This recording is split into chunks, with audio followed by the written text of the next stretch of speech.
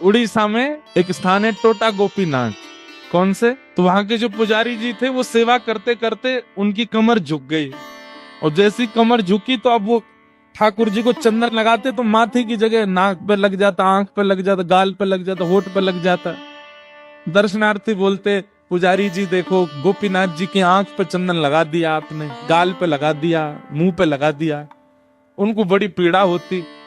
मन में सोचने लगे, अब एक काम करता हूं कि मैं एक पुजारी रख लेता हूं, मुझसे तो सेवा उतनी, कमर झुक गई मेरी। पुजारी जी जैसे ही मंदिर में आए और सेवा के लिए प्रस्तुत हुए, एक दिन की सेवा पुजारी जी ने कर दी।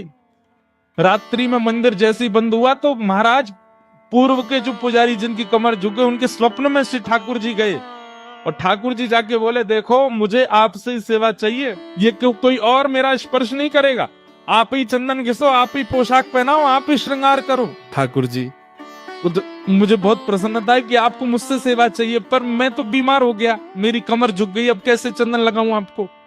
ठाकुर जी बोले, हमें नहीं पता, हमें आपसे ही सेवा चाहिए, कल सुबह पुजारी नहीं आना चाहिए, आप ही आओगे सेवा में। बेचारे प्रसन्न भी हो रहे थे पर रो भी रहे थे। प्रसन्न इसलिए हो रहे थे, बताओ ठाकुर जी को मेरे हाथ से सेवा चाहिए, रो इसलिए रहे थे कि मैं सेवा कर नहीं पाता।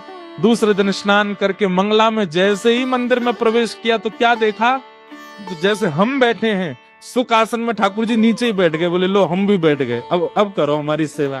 तो उनका नाम पड़ गया टोटा गोपीनाथ। पर एक टोटा गोपीनाथ है जहां बैठे हुए ठाकुर जी।